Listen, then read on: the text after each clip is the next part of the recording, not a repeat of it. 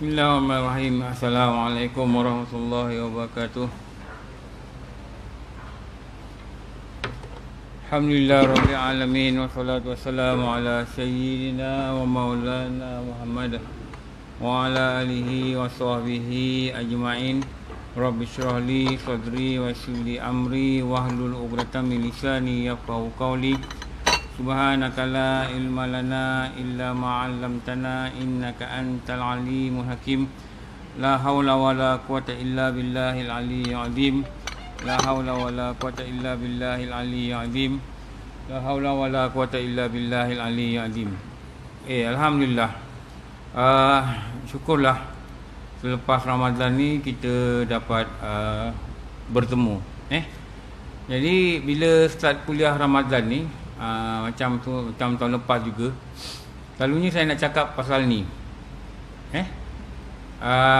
Surau ni tak pernah lagi cakap lah, surau lain dah cakap lah. Jadi saya fikir untuk kelas pertama lepas Ramadan ni, saya nak cakap pasal satu benda yang kita kena sama fikir-fikirkan. Apa selepas Ramadan? Apa yang kita patut buat selepas Ramadan?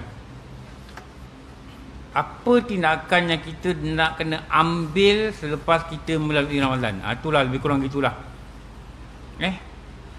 Kenapa kena buat sesuatu? Ramai orang dah tinggalkan surau. Betul, perasan tak? Dah tak ramai dah. Saya Ramadan dulu, kalau kuliah saya Selasa, setiap minggu saya pergi ke Kampung Medan, Pilihan Jaya. Bila saya sampai, selalu kadang saya subuh kat sana sebab takut lewat. Kelam mula pukul 8 sampai pukul 10. Kadang saya subuh tengah jalan. Lalu saya sampai surau pukul 7, 6.30, 45 saya sampai, saya akan nampak bulan Ramadan ada orang yang duduk baca Quran sampai terbit fajar baru balik. Tapi tadi saya pergi dah kosong. Bila ada kosong sebab dah bukan Ramadan. Ramainya dah tinggalkan ibadah yang dia buat dalam bulan Ramadan. Dia yang diistiqamah bulan Ramadan. Jadi apa yang kena buat pada bulan Ramadan? Dan soalan ini dulu pernah masa belajar dululah, 20 tahun lalu, 30 tahun lalu. Masa tu ikut guru-guru pondok lah. Kadang belajar kat rumah dia, kadang belajar kat surau dia mengajar. Kadang kita belajar pergi secara peribadi, 5-6 orang menghadap kitab dengan dia. Memang ada soalan yang kawan kita tanya, kenapa Ustaz lepas Ramadan surau kosong? Ini soalan yang dia tanya lah. Ini jawapan yang guru-guru bagi ya. Dan ini yang saya simpulkan, yang saya compile untuk kita tengoklah. Okey, ini yang pertama. Kita mesti tahu Ramadan ni yang dikatakan madrasah latihan ni, dia dipanggil Mubarak. Ramadan ni gelaran dia Al-Mubarak. Selalunya kita kata Ramadan Al-Mubarak. Kita tak kata perkataan lain. Mubarak ni nama dia barakah. Ramadan ni barakah. Barakah ni kalau kita terjemah dalam bahasa Melayu, dalam kitab-kitab kamus Arab, dia kata sesuatu kebaikan yang bercambah. Itu nama dia barakah. Barakah. Itu dikatakan kebaikan yang bercambah, tu nama dia barakah. Jadi Ramadan ni bulan yang kalau kita duduk, dia menghasilkan kebaikan kita bercambah. Sebab dia adalah satu training center.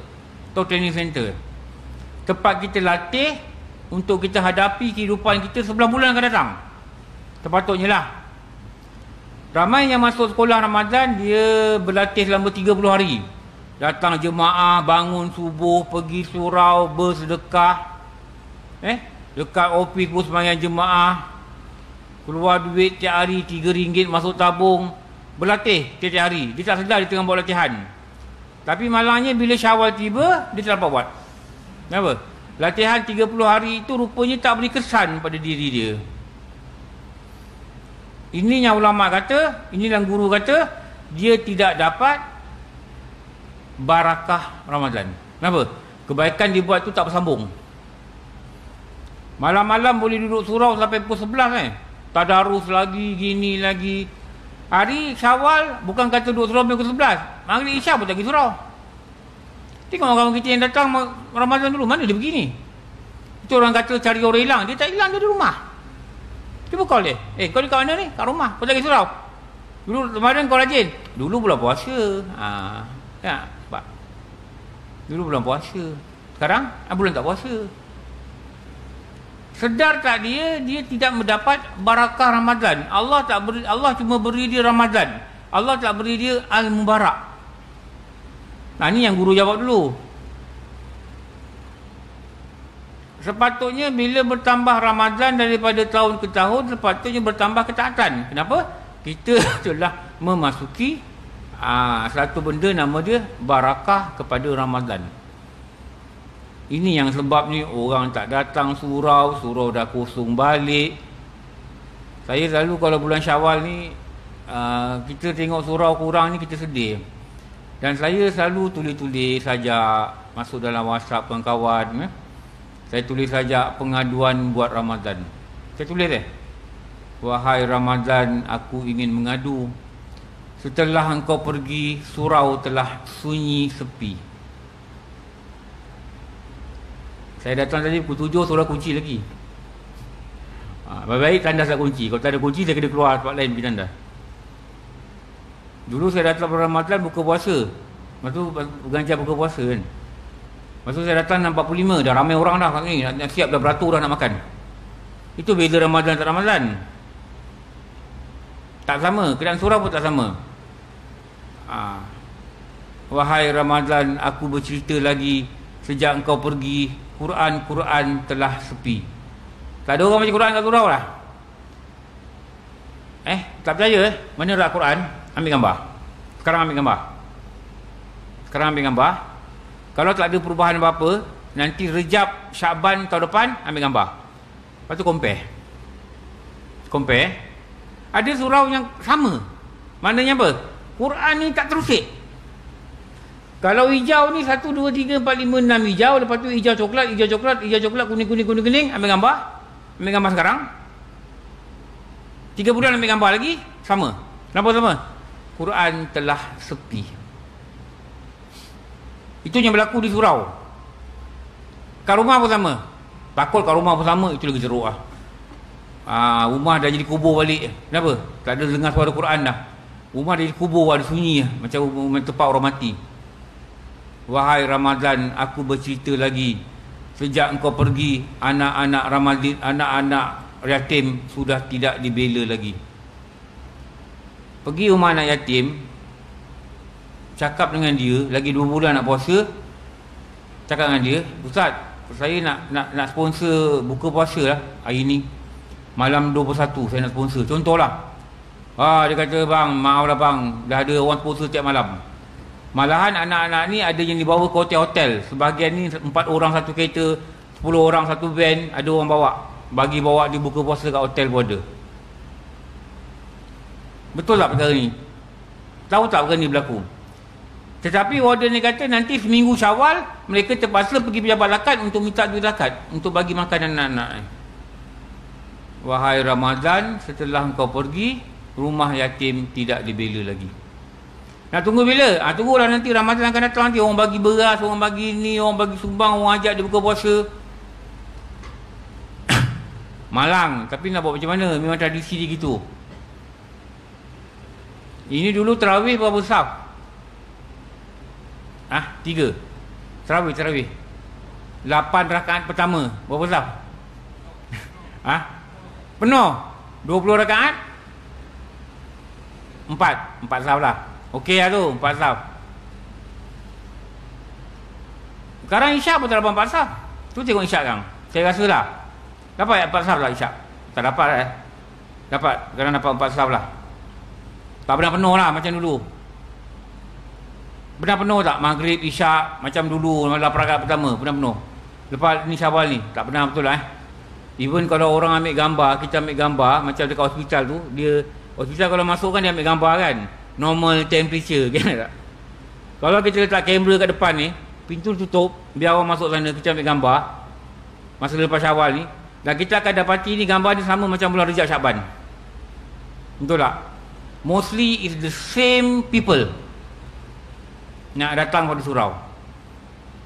Latihan yang 30 hari yang orang buat, datang surau, rupanya tak dapat apa-apa makna. Sedangkan mereka faham tak, yang 1 bulan ini hanyalah latihan yang sebenarnya adalah 11 bulan yang akan datang.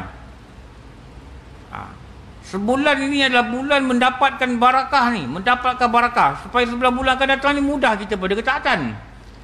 Tapi tak dapat.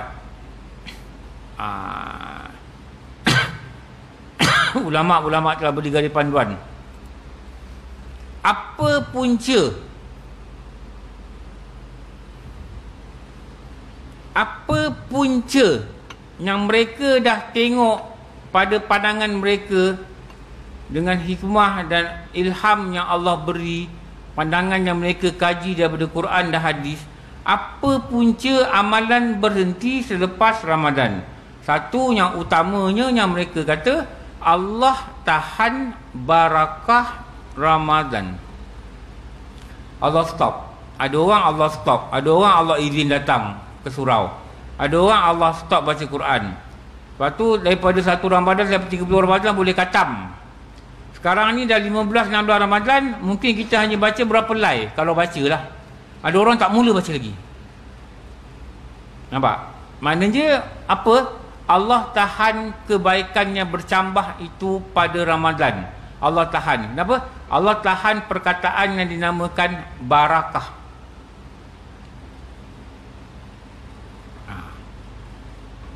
Allah tahan barakah. Dilalui Ramadan. Suatu ulama kata Ramadan itu bukan hanya mengenakan wangi-wangian dan pakaian raya pada baju-baju kamu, pakaian baju raya pada diri kamu, tetapi Ramadan itu memperlihatkan sepatutnya bertambahnya ketaatan kamu. Patutnya bertambah ketaatan. Kenapa? Dah masuk training center. Selama mana? Selama sebulan. Dengan barakah Ramadan ini kita sedar ada benda yang kita kena buat. Apa tindakan? Ulama kata apa? Mohon istiqamah dalam beramal. Istiqamah ni Allah yang beri, bukan kita buat. Kalau Allah tak beri kita istiqamah, lama kita atas surau malas. Lama disibukkan kita dengan benda-benda yang kita pun tak tahu apa. Ulama kata apa? Nombor 2 apa? Apa punca orang berhenti beramal lepas Ramadan ni? Beramal kerana Ramadan. Tak beramal kerana Ramadan. Dia bukan beramal kerana dia ni hamba Allah, dia kena buat walaupun payah, dia kena sabar. Tak, dia beramal kerana Ramadan. Lepas tu Ramadan orang ramai kat surau, ini benda yang biasa. Ramadan orang ramai kat masjid, ini benda biasa. Ramadan duit tabung surau, duit tabung masjid meningkat. Tak percaya tanya bendahari. Kalau ni surau Jumaat, Ramadan ni cuba bandingkan pendapatan surau dengan bukan Ramadan. Pastinya pendapatan surau berganda. Pasti. Saya tanya bendahari, pergi tanya bendahari. Tapi lepas Ramadan, dia akan balik pada nombor-nombor yang biasa dah. Kenapa? Dia buat ni sebab Ramadan. Bukan salah, tak salah nak mengharapkan ganjaran yang lebih. Adalah orang kadang-kadang WhatsApp saya, Ustaz, ada orang miskin nak kawasan Ustaz. Ada. Sebab saya tu adalah orang kena buang kerja, pemandu pelancong kena buang kerja, bini pula sakit, dari tu ada pendapatan, adalah. Kadang-kadang duit zakat ni ada orang bagi, saya bagilah. Tolong, minta tolong. NGO belah sana pergi serahkanlah. Beli barang dapur, dia bagi duit, bagi. Saya kata kau nak bagi dekat nombor akaun NGO ni. Atau masjid rumah saya pun ada. Tapi beritahu nota lah, dia orang akan agihkan. Oh, dia kata, Ustaz, nantilah saya nak bagi pada 27 malam 27 Syawal, 27 Ramadan. Kenapa? Diharapkan Lailatul Qadar. Ini baru 3 Ramadan. Engkau nak bagi orang makan, tak payah tunggu 27. Entah orang ni mati nanti lagi tahu. Kata kau yang mati dulu. Betul tak? Tamaknya dia dengan pahala sampai nak bagi benda, bagi duit pun nak tunggu malam-malam ganjil. Bagilah kalau kita tahu dia ni susah betul lah. Apa nak tunggu? Takkan dia nak, kalau dia berlapar, takkan nak berlapar sampai 27 Ramadan. Bagi aja. Minta akaun dia, pergi rumah dia, bagi cepat. Pertulah kata buat baik ni yang tunggu. Ni tak faham ni. Ni ramai yang tak faham. Sebab tu dia beramal pada Ramadan. Kan betul Ramadan ni betul pahala besar. Ramadan ni betul ada bulan kampunan. Tapi bukankah di bulan lain juga ada kampunan? Bila habis Ramadannya, datanglah bulan kerihatan. Dah lihat di masjid berkurang, orang tuan tubuh berkurang. Tu orang kata laporan orang hilang. Dia tak hilang, dia ada rumah. Saja cuba call lah. Tu call dia orang ada rumah, tapi dah tak pergi surau. Bila nak pergi surau? Tunggulah nanti. Subhanal malikil ma'bud, datang balik. Kalau kita ini orang macam ni, kita masuk golongan ni lah. Orang yang beramal kerana Ramadan. Lepas tu kita nampak kadang orang perempuan tak pakai tudung Tak apalah, kurang-kurang dia pakai tudung. Mereka pilih untuk pakai tudung selalu bila? Satu Ramadan, nampak tak? Kalau bekerja kita nampak lah sebenarnya ni. Satu Ramadan, perempuan yang pakai seluar ketat tak pakai, dia pakai baju kurung. Kenapa? Ramadan. Ada orang Ramadan pergi pejabat tak pakai kopiah. Kenapa? Ramadan. Lepas Ramadan, buka. Tengok, suasana ni berlaku. Sama macam hari lain lah. Orang perempuan pergi kerja hari Jumaat, pakai baju kurung. Hari tak Jumaat, pakai baju tak kurung. Kenapa? Jumaat. Sama juga macam tu. Sama lah. Ramadan, Jumaat. Hari lain dekat laptop, dekat tempat kerja, pasang lagu pop. Walaupun perlahan, kita duduk sebelah dengar, dia pasang lagu-lagu pop. Pasang lagu slow rock apa benda. Hari Jumaat, dia pasang lagu Al-Kahfi, surah Al-Kahfi. Kenapa? Jumaat. Bila kita nak betulkan fahaman macam ni? Tapi bila kita nak macam ni tak faham seolah-olah agama ni ada hari-hari tertentu. Saya dulu saya pernah tolong kawan saya jual baju sekolah dekat sekolah agama. Ni cerita betul kan. Jadi saya pergilah tu kawasan ni, kawasan dekat rumah saya. Saya nampak budak perempuan ni, dia panggil pakcik, dia panggil, saya kata ni jiran saya lah, rumah saya duduk flat. Saya kata bagus pakai tudung, budak ni darjah 2. Tapi saya kata nampak kakak dekat sekolah kebangsaan tak pakai tudung. Tengok, saya tanya dia, kalau kakak sekolah pakai tudung pun cantik, budak-budak kan, kita biasa dah puji-puji dia. Dia kata apa? Mak kata sekolah kebangsaan tak pakai tudung sebab sekolah kebangsaan. Nampak tak? Mak kata sekolah agama kena pakai tudung sebab sekolah agama. Nampak tak? Mak dia ni dah tanam satu kepahaman yang salah. Kebangsaan ialah kebangsaan, agama ialah agama. Nampak? Nanti kalau budak ni tak ada siapa betulkan dia, besok besar besok, orang mati dia pakai tudung, orang tak mati tak pakai tudung. Betul? Kenapa pakai tudung ni? Aik ni pergi tengok orang mati, mesti pakai tudung. Betul lah ni pahaman ni salah? Anak kita pergi mandi kat Sungai Congkak, kita biarkan anak perempuan dah umur 10 tahun, 11 tahun, kita biarkan tak pakai tudung mandi. Kenapa tak pakai tudung mandi ni? Ini kan piknik. Balik kan? Pakai tudung. Mandi dekat orang ramai ni, kat Sungai Congkak, tak pakai tudung. Kenapa? Bukankah kita pergi piknik? Ni yang lebay apa? Haji Bahir letak ni. Tuan, mana? Serban. Bukankah kita pergi piknik? Ni. Piramid sindir, nampak? Allah, takutnya tak faham satu masalah, lebih menakutkan salah faham. Sebab dulu buat program, ada lumba-lumba apa benda, ada lah kat Padang buat. Orang surau dipanggil. Selalu surau dipanggil untuk apa? Orang surau dipanggil untuk apa?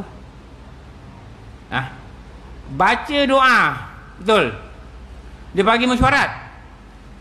Okey, agenda macam ni. Okey, baca doa. Dia tunjuk kita ni. Kalau saya tak nak baca.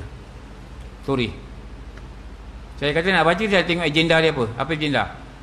Amin. Kat belakang dia pasang muzik. Wah, perempuan begitu, belau ketat, begini, pakai singlet, begitu. Kata saya cakap terang, saya nak doa.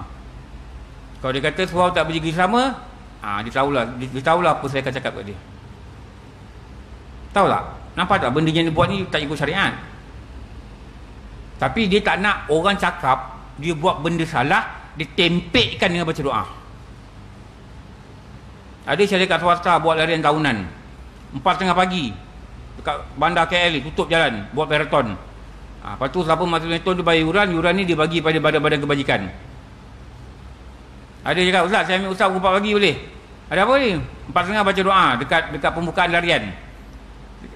Saya kata tak nak. Sebab saya masa dia cakap tu saya ada buka, saya tengah di depan komputer, saya buka internet, diorang ni ada buat larian tahunan. Nampaklah gambar larian tahunan lepas-lepas tu, amoy pakai dua pendek, dekat tali pelepasan dia ada bos dia lepaskan. Dia nak kita baca doa kali tu. Kita baca doa mesti baca yang baik kan. Ya Allah berkatilah majlis ni. Ni belakang ni nama cuma pendek tak rasa apa-apa ke? Yang baca doa tak rasa apa-apa? Atau rasa tak islah, janji dia bagi aku 200 settle dan tak engkau. Ada nak rasa gitu ke?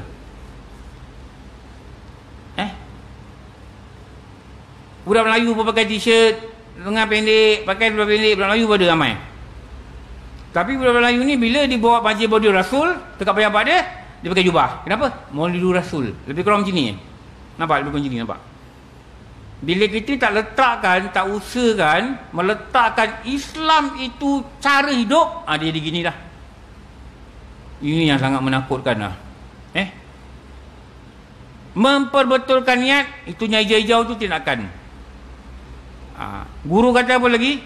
Kenapa berhenti amalan selepas Ramadan? Nombor 3 apa? Tidak bersyukur kerana dapat beramal di bulan Ramadan. Tak syukur. Senang ke menterawi 20 rakaat. Cuba buat sekarang malam-malam buat 20 rakaat. Tak payah nak buat. Berat rasa.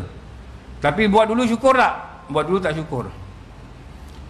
Tak kisah, balik macam biasa je. Tak ada rasa, ya Allah, terima kasih lah kau bagi aku sembah engkau 20 rakaat malam ni. Malam-malam ganjil lagi. Malam terakhir. Dan lagi satu apa? Kita rupanya beramal, tidak mengharap Allah terima amalan kita. 1, 2, 3, 4. Nombor 4 dia kata apa? Tewas dia dengan nafsu dan syaitan. Apa tindakan dia? Mestilah dia terus berlawan.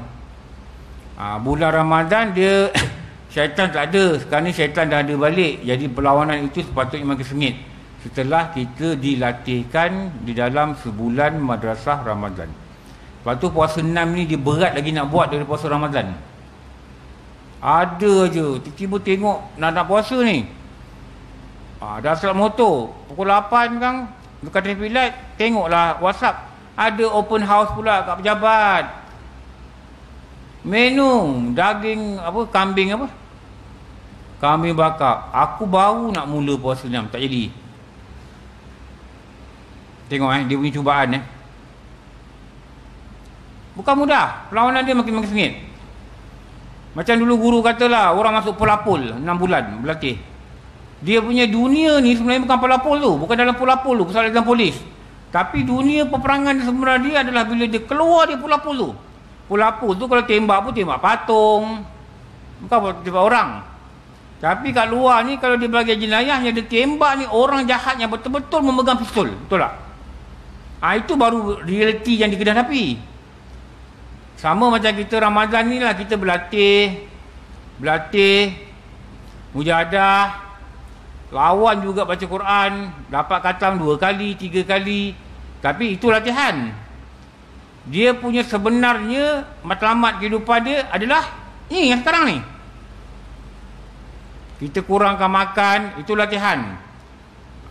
Itu ramai yang gagal. Okey. Saya nak lompat sini dulu.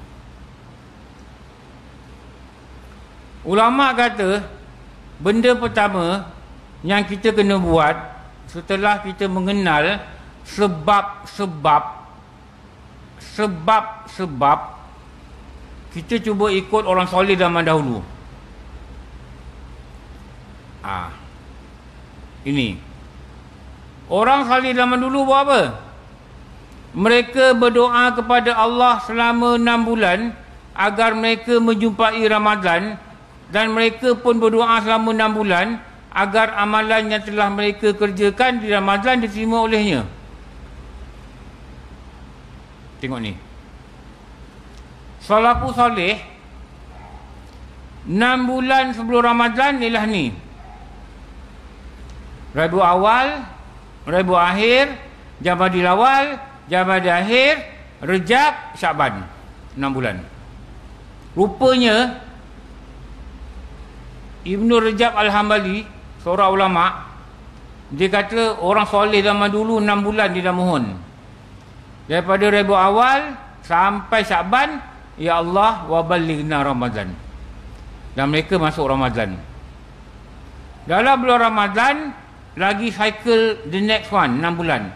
Ramadan, Syawal, Dzulqa'dah, Dzulhijjah, Muharram, Safar, 6 bulan.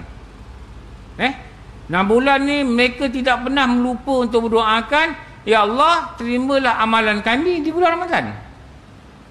Kita tak baca dah doa tu. Kenapa? Mereka ni orang soleh zaman dulu ni, Allah bagi mereka faham, Allah bagi mereka rasa, kalau diterima amalan dia di bulan Ramadan, dia akan mendapat keampunan. Waktu mereka bukan doa bulan Syawal, bukan doa bulan Ramadan, mereka doa sampai bulan Safar. Maknanya Ramadan ini sentiasa di hati mereka. Inilah yang orang soleh buat. Kenapa? Ni perkataan Sayyidina Ali. Apa dia kata? Hendaklah kalian lebih memperhatikan bagaimana amalan kalian diterima daripada hanya sekadar beramal. Tidakkah kalian melihatkan firman Allah, sesungguhnya Allah hanya menerima amalan orang-orang yang bertakwa. Lepas tu saya cakap dulu guru banyak tekan perkara ni. Kalau saya nak lukiskan, dia hanyalah beberapa perkara. Satu ni, ini adalah amal. Saya nak kita faham benda ni lah. Amal ni apa? Amal ni semua lah. Semayang ke, puasa ke, sedekah ke, macam mana ke. Cakaplah apa saja. Ini nama ni amal. Tahu tak kita, ada amalan ni diterima.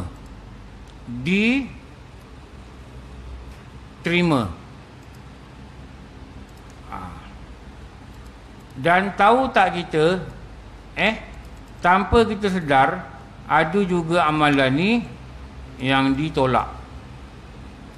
Ini ditolak.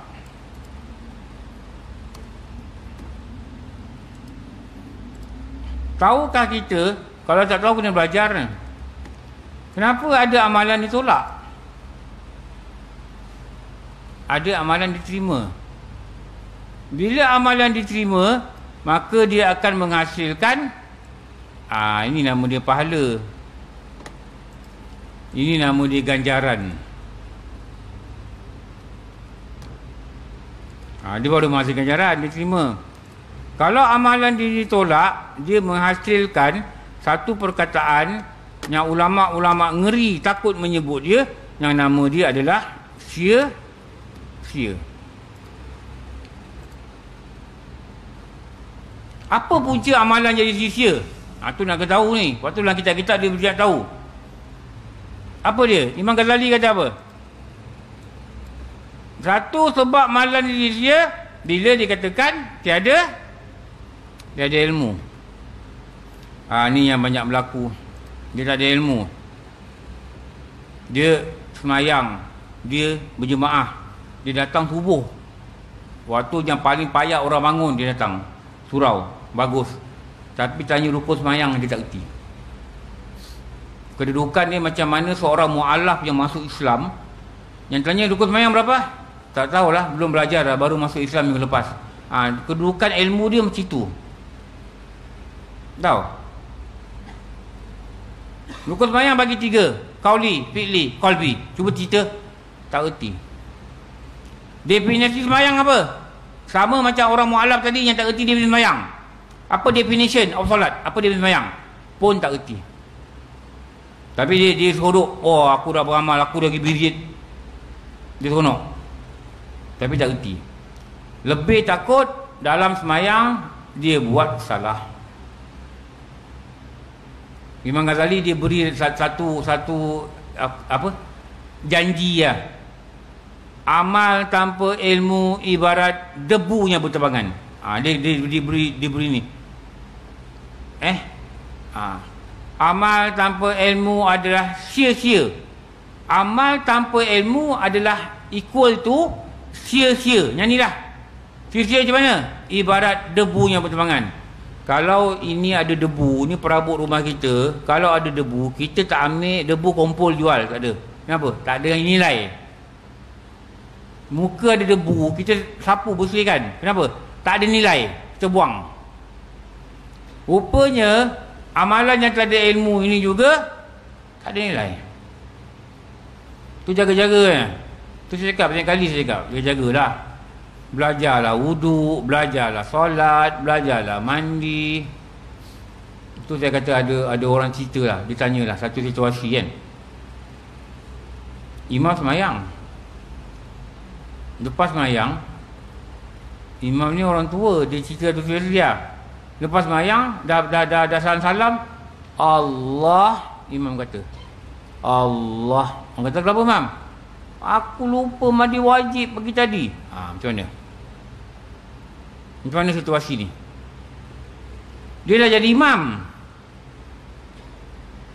Bila dia dah bagi salam, dia salam dengan orang, Allah, aku lupa mandi wajib. Abang nak kena buat apa? Kalau jadi ni, Allah, aku lupa ambil wuduk. Kelang kabut tadi aku mandi, aku tak ambil wuduk. Aku turun nak sini, tengok imam tak ada, orang panggil dia jadi imam. Dia pun imam. Allah Akbar. Pagi Jumaat, saya baca sajadah lagi. Saya sujud sajadah. Habis semayang, dah bagi salam, alamak, aku sebenarnya lupa ambil wuduk. Okey, makmum jadi apa? Tengok. Ini saya kata tak ada ilmu. Perlukah makmum mengulang sembahyang? Kalau soalan ni keluar, orang tanya kita macam mana? Perlu tak? Perlu tak? Kau tak belajar ambil tahu kan? Tak perlu. Kenapa tak perlu? Dia adalah benda batin yang tidak boleh dikesan oleh makmum. Faham? Tapi dia kena ulang sembahyang. Dia kena ulang sembahyang sebab dia tak wajib. Kita tak perlu ulang sembahyang. Tapi kalau dia masuk, kita sembahyang belakang dia, kita bau macam bau kencing kucing dan kita nampak kain dia basah. Kita nampak kain dia basah, lepas tu kita bau kencing kucing. Lepas sembahyang kita kata, Mam, tadi bau kencing kucing. Dia kata, Allah, dekat kain saya rupanya. Yang ni kena ulang sembahyang imam dan makmum. Kenapa? Makmum boleh kesan pada najis yang zahir. Tu nak kena belajar tau. Ni contoh dia kata ni, supaya amalan kita tidak silap dan tidak menjadi sia-sia. Ramai orang tak tahu, orang sembahyang jemaah pun tak tahu. Macam dekat surau masjid lah, sama juga yang saya cakap tengah hari jadilah dekat pejabat kerajaan. Imam bangun rakaat kelima. Okey. Ni makmum belakang ni. Kalau makmum itu tahu imam salah dan dia bangun, apa dia sembahyang dia? Sembahyang batal. Kenapa? Dia tahu imam ni salah. Satu. Orang yang duduk tayat akhir, yang orang lain dia sebut subhanallah. Nampak? Imam dah berdiri. Lepas tu imam berdiri, orang boleh perasan ni dekat kelima dia turun. Imam tak batal. Tapi kalau makmum yang sebut subhanallah tadi, dia tidak berniat kepada zikir, sebenarnya batal. Kenapa? Dia dikatakan bercakap dengan imam. Jadilah amalan dia sia-sia. Kenapa? Dia sendiri tak ada ilmu. Ni orang baca sajadah ni, atau surah-surah lain lah. Imam dah ngantuk, dia baca Qul huwallahu ahad. Lepas tu tiba dia baca lam yalid wa lam yulad. Dia terlepas ayat kedua. Orang belakang dengar, dia kena buat apa? Dia kena bukan cakap subhanallah, dia kena buat apa? Dia kena cakap Allahus Samad. Faham? Kalau dia cakap tu pada kasat membetulkan imam, batal sembahyang. Kenapa? Dia dikatakan bercakap dengan imam. Tapi dia kena niat apa? Dia kena niat membaca Quran. Ni kalau orang tak tahu ni, batal lah sembahyang dia. Betul? Macam tadi orang kata subhanallah tadi. Orang pertama dia bangun, dia tahu imam salah, dia bangun, dia dah batal. Orang kedua dia tahu imam salah, dia duduk tayat akhir, tapi dia kata subhanallah. Imam turun, imam okey, imam tak batal. Tapi dia yang cakap subhanallah ni tanpa niat zikir, dia batal. Kalau dia zikir, okey, tak batal. Ada orang dia tengok imam bangun, dan bila dia cakap subhanallah, imam tak turun, dia pun terus baca tahiyat, dia niat farakah, dia beri salam. Sah tak semayang? Sah. Kenapa? Dia telah keluar daripada imam.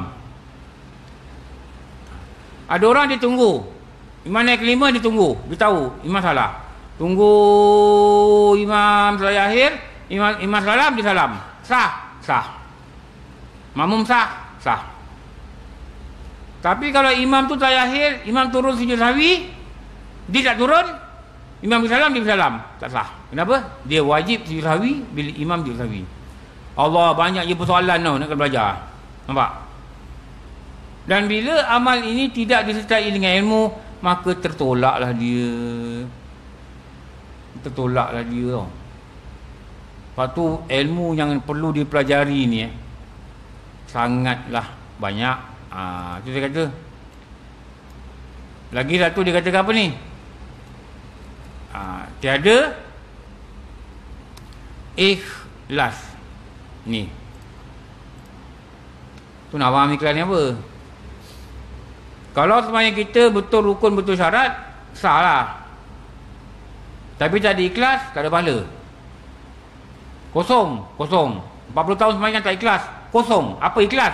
Nak belajar ni definisi ikhlas. Nak belajar definisi ikhlas, nak belajar tahap-tahap ikhlas, nak belajar tanda tak ikhlas. Ini kalau ditanya tak erti. Macam mana kita nak dapat pahala? Kita makna ikhlas pun tak erti. Lepas tu saya kata, amal tanpa ilmu, dia memegang satu perkataan yang ulama kata sia-sia. Dulu guru dia kata senang aja. Engkau nak mati mata terbeliak, engkau tak belajar. Hang kau nak mati, hang mati yang terbeliak terbuntang tengok buku amal tak ada, engkau tak belajar lah dia kata. Kau pergilah rehat-rehat ke, duduk-duduk ke, pergi lah. Ini nama dia amal yang diterima, ditolak ni. Kalau amal yang diterima ni, inilah yang ulama sebut dalam satu perkataan, dikatakan amal soleh. Lepas tu saya kata kalau tak belajar jangan menyesal lah. Jangan menyesal nanti bila mati nanti, na'udzubillah, diperlihatkan buku amal dia, rupanya buku amal dia tidak memiliki apa-apa. Wuduk salah, mandi salah. Berapa rukun mandi wajib? Tak erti. Berapa fardu wuduk? Tak erti. Berapa syarat sah wuduk? Tak tahu. Kalau macam itu keadaan samalah macam mu'alaf tadi. Kita tanya mu'alaf bonus Islam sebulan, berapa syarat sah wuduk? Belum belajar lah. Fardu wuduk tahulah muka ni. Tanya lebih lanjut, had muka kat mana? Adalah saya tahulah sini. Itu pun ditunjuk pun tak betul lah. Had tangan saya belajar sini siku dia kata. Tapi wajib tak basuh lebih siku. Dia pun tak sure. Dan kalau dia tak sure, dan kalau kita pun tak sure, kita sama lah macam amalan dia tahap ilmu kita sama. Sedangkan kita lahir pada orang Islam. Kita sedang memegang satu benda yang nama dia sia-sia. Oh, takut tu dalam kitab apa tu, Abu Laid As-Samarkandi kata, Tanbihul Ghafilin. Dia kata, janganlah engkau memikirkan amal, tetapi engkau fikirlah adakah amal engkau Allah terima atau tidak. Jadi usaha nak terima ni, benda yang pertama mesti ada ilmu. Sebab tu ada hukum, ada gini, ada gitu. Nak sahnya iman, supaya kita ni mati diterima sebagai orang Islam, bukannya ditanam di kubur Islam. Sah tak sah kita punya iman ni bukan tanda dia bila kita dalam kubur Islam. Tak. Sahnya tak sahnya iman ini bila kita mati tu dengan bawa iman yang betul. Tu imannya betul lah. Saya dulu masa PKP saya ngajar online Antara topik yang mula-mula saya ajar tauhid ni bab ni lah. Makna la ilaha illallah. Ni dalam kitab-kitab Istilah Tauhid. Dalam kitab Diaul Murid, saya ambil saya compile daripada kitab belajar tu, saya buat nota lah. La kalimah nafi, ila perkara dia nafi, ila kalimah isbat. Dia ajar, dia kena belajar gitu. Ni. Ini semua ni cerita la ilaha illallah saja. Bagaimana arat, bagaimana kalau kita tak belajar tauhid, kita memang cakap macam-macam lah. Macam-macam benda yang kita silap. Jadi apa makna pada istilah la ilaha illallah, arti belah mana? Yang kita belajar tu tiada Tuhan melainkan Allah, itu bukan makna. Itu adalah terjemah. Saya cakap ni semua ni kenapa Sebab saya bila pergi surau, saya ngajar tauhid, saya tengok kebanyakannya tak tahu apa-apa. Itu orang surau tau. Kalau orang tak surau, entahlah, tak tahu lah cakap apalah. Bimbang dinilai tauhid tidak sah. Ni paling takut. Lepas tu saya katalah, bila kita dah masuk Syawal ni, mari kita pegang satu sikap yang betul lah. Apa? Aku mesti faham tauhid, aku mesti faham tasawuf, aku mesti faham fiqh. 3 ni lah. Tak payah belajar tadabbur dulu, tak payah belajar taranum dulu, tak payah belajar marhaban dulu, tak payah belajar tafsir dulu, tak payah. Fokus 3 ni dululah. Kalau 3 ni kita sangat-sangat ketinggalan. Ada orang tak faham mana la ilaha illallah pun tak erti, sangat basic kan. Apa rukun agama tak pernah dengar. Ni susahlah. Ni nak belajar tauhid kena mula belajar ni. Mabadi, pembukaan tauhid. Lepas tu saya kata, bimbang apa? Bimbang amalan ni tak terima bila tak ada benda ni. Lepas tu kita sampai beramal, kita jangan lupa cari benda ni. Ni benda yang penting ni. Cari ni tau. Pergilah cari online ke, cari guru ke, pergi masjid ke, pergi surau ke.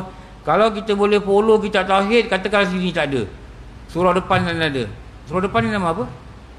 Apa nama orang tu yang dulu panggil Haji Yahya? Siapa? Apa nama orang yang selalu call ustaz? Dia pernah jemput saya melalui Rasul. Haji Yahya kena boleh. Malam ni surau ni kat sini tak belajar. Sana ada orang belajar tauhid, ada kitab. Sebulan 2 kali. Pergi sana. Pergi ikut sampai khatam. Pastikan jangan ponting. Kenapa? Kita nak usaha pastikan bila kita mati, bukan kita hanya ditanam di kubur orang Islam, kita mati dengan tauhid orang Islam. Oh, ngeri bang. Kalau evaluation daripada Allah, penilaian daripada Allah, tauhid kau out, habis. Duduk macam ni pun tak guna. Betul? Duduk surau tak guna. Pentingnya tauhid ni ini dikatakan ilmunya number 1 ni. Ni number 1 ni. Tu mari kita minta Allah di bulan Syawal ni gerakkan hati kita pada benda yang kita patut tahu, kita tahu. Dan datangkan rasa risau. Jangan senang hati duduk rumah tak faham wujud tak faham, qidam tak faham, baqa tak faham, mukhalafatul wali tak faham. Tak erti nak kalau orang tanya Allah wujud. Apa makna Allah wujud? Macam mana Allah wujud? Tak erti cakap pergi belajar bang. Jangan senang hati kat rumah. Jangan senang hati pergi open house sana sini, jangan senang hati riak-riak tertidur, jangan senang hati, jangan pergi cari. Minta dengan Allah, ya Allah panjangkan umur aku, beri aku masa untuk aku kenal kau.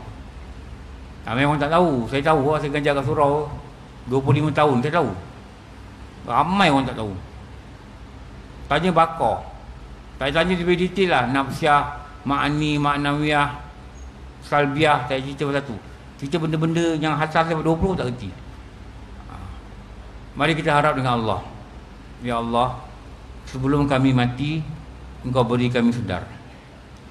Ya Allah, sebelum kami mati, beri kami ruang untuk membetulkan segala kesilapan.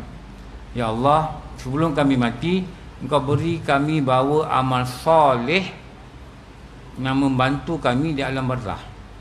Ya Allah, sebelum kami dibawa pindah ke alam barzah, izinkanlah kami untuk berubah.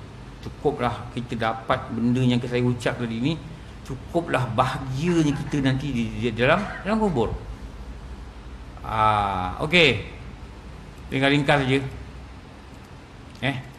Nanti slide ni nanti tengoklah, saya ambil gambar, saya masukkan dekat Hamzah IJK lah. Nanti tu Hamzah bagi kat grup surau lah. Memang tak sempat nak saling semua lah. Masa pun terhad. Okey, insya-Allah. Alhamdulillah rabbil alamin, wassalatu wassalamu ala sayyidina Muhammad wa ala alihi washabihi ajmain. Rabbana atina fid dunya hasanah wa bil akhirati hasanatan wa qina adzabannar. Sallallahu ala sayyidina Muhammad wa ala alihi wa sahbihi wa baraka wasallam. Alhamdulillahirabbil alamin. Ampun maaf wa billahi alam. Assalamualaikum warahmatullahi wabarakatuh.